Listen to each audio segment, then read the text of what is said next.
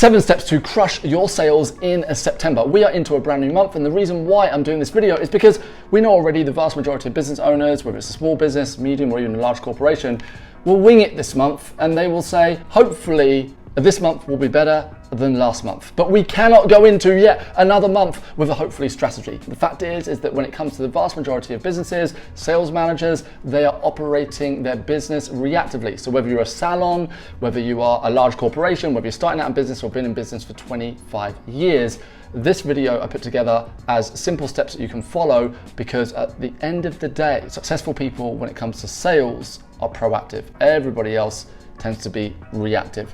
And by following these 7 straightforward steps, it's going to help you to shift into being that proactive individual and as a team. So without any delay, let's get into it. Grab a notepad and pen, write this down, because we're going to share some game-changing steps for you. Step number 1 is review last month. You cannot possibly go into the next month without reviewing what just happened the previous month. This is one of my favorite practices that I've seen happen across many successful businesses over the years. We look at the last month and we say, hey, what went really well? What was the sales behavior that we want to amplify this month? So for example, maybe you and your team did some sales training, and in that training, you learned about asking goal-orientated questions, where you sit down with the client and you be like, what's the ultimate goal? And the client's like, I don't really know. And you say, great, I love I don't knows. Let's figure it out together. And the client goes, oh, you know what? Actually, I want to achieve X, Y, Z. Amazing. You see, if you've got a behavior from the previous month that worked, or a skill or a strategy, don't you want to amplify that and do more of it? Because what we have to realize is that when it comes to sales within any business, it is mostly about amplifying the things that work and decreasing and ultimately eliminating the things that don't work. And as long as you do this every month, you're going to start to see and identify the patterns in your business. And if you're completely starting out and you're like, I don't even know where to begin, don't worry, because you can watch this video and you can get these 7 steps, starting with step number 1, which is review last month. So review what worked and what you want to amplify and do more of. But if something didn't work, you want to be honest and say, hey, listen team, this didn't really work last month. So let's talk about it. Why do we feel it didn't work? And you want to get through the excuses and all of the pushback, and then from there say, look, the only reason why I'm asking why something didn't work, maybe we need to change it, maybe we need to stop doing it, and maybe we need to put all of our eggs into the basket that is actually producing little hens, chickens, you get the idea. So you want to put your energy into the right things, prioritize the right things. So step number 1, review last month. Don't spend too much time on it. That's why I'm moving on to step number 2, which is create a rock solid offer. The chances are, I hope that you've already got an offer for September. If you haven't, this is your solid reminder. You have to have an offer in place. The offer is different to the product. The product is different to the offer. But most people get it mixed up and confused, and they put the two together. But they're not, they're totally different things. So bear this in mind, that your offer is the thing that sells the thing. That's why when we sit down with somebody and say, hey, make me a great offer and I'm all in, offers are not created just from price. The price is like one tiny component of the offer. It's not actually that important. The most important thing is, does your offer relate to the problem that your client ultimately wants to solve and the transformation that they want to create? Offer creation for me is one of the highest value skills in business. The better we are at creating offers, the more money we make, because the more people we can help. And in a world where everything's become commoditized, I mean, how many experts and coaches and mentors are there now, all putting their offers out, and we're like, which one do I work? Do I work this one, that one?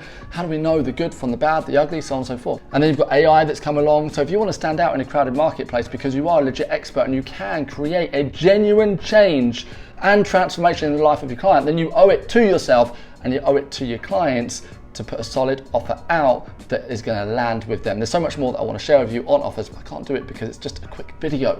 But just to give you an idea, that you do need an offer. Like right now, you need an offer for the month of September, and the offer should not be driven just by price unless you're selling a commodity, and I believe that you're not a commodity. You're probably an expert in what you do, or you've offer an expertise as a company, and the last thing you want to be doing is selling based upon price, because that becomes a race to the bottom. If anything, be the most expensive, and that's for a whole other video.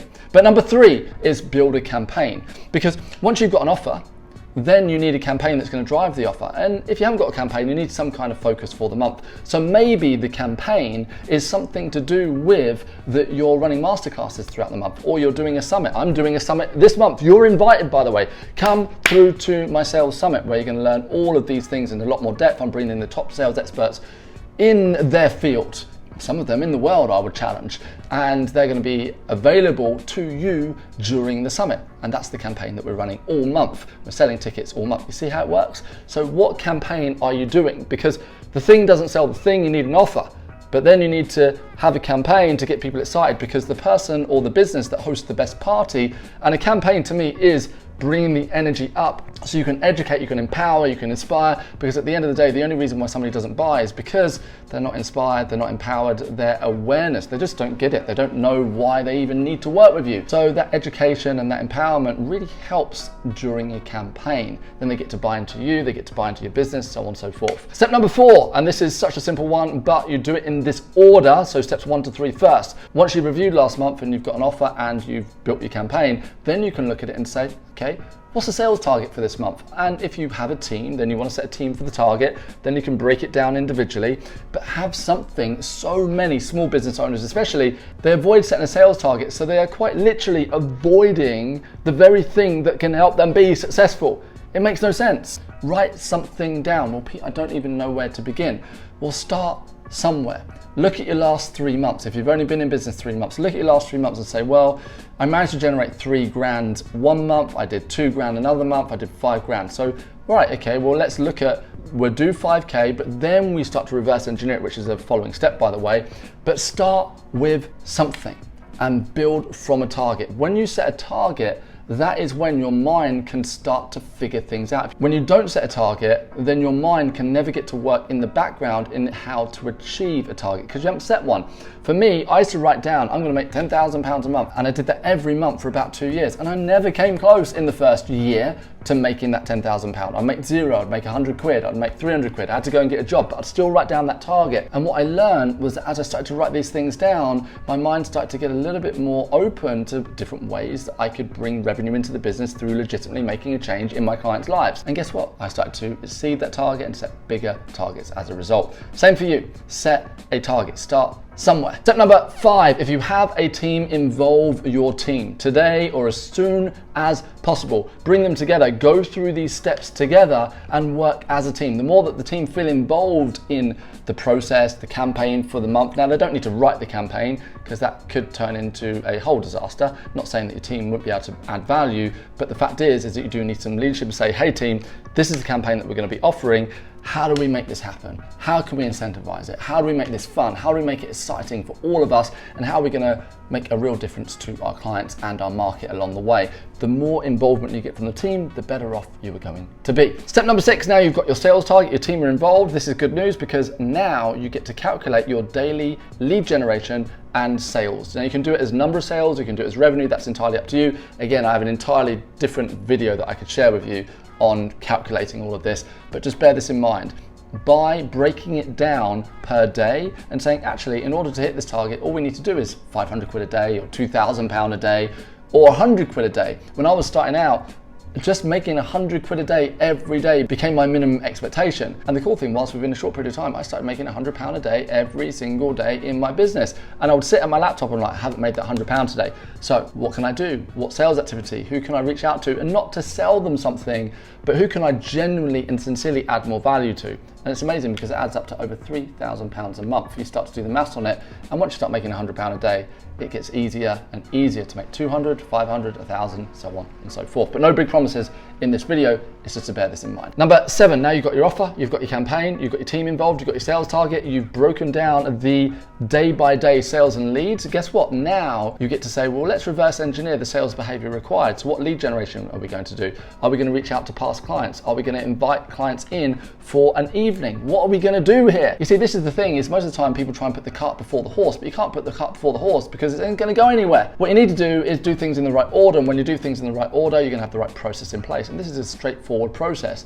because when you've got the right sales behaviors, everything starts to change. The biggest challenge that I see for small business owners is that they sit there on a Wednesday afternoon at 2 p.m. and they have no idea what to do to generate more leads, to bring in more sales. They are twiddling their thumbs and going, oh my goodness, I'm just going to go and buy a Starbucks that I can't already afford. But if you've got all of these steps in place that I'm sharing with you today, and you don't need to be the master of any of them, it takes time. All of these are high value skills, but by doing something, you get to practice it and you get better at it. And then guess what? Then you start to know what sales behavior you need for you and your team in your business. And finally, as a bonus tip, don't forget to have fun and enjoy the journey. I believe that everybody's taking things too seriously in today's world, and the more serious you take it, the more difficult you're going to make it. And it's only when you scale it back and say, I can still be professional and have fun. It's a very important thing to remember. I used to believe that it was all about being professional. So if I was going to do a video like this, I'd put my suit on, sit there with my tie. Hello, good morning. This is Pete Scott from the Channel 4 News, and I'm going to bore the heck out of you. Now I'm like, I'm just going to be myself. If I feel like wearing what I'm wearing today, I'm going to wear it. It doesn't really bother me. If somebody doesn't like it, well, they don't have to learn from me, do they? I've got plenty of other people just rolling up, wanting to work with me. And the same for you too. You've got a lot of people that when you step into your certainty, when you know that you are, as everybody says it, that you are showing up as yourself, then you are going to have clients on demand. So that is your 7 steps for September. I'm done for this video. I'll see you in another one. Laters.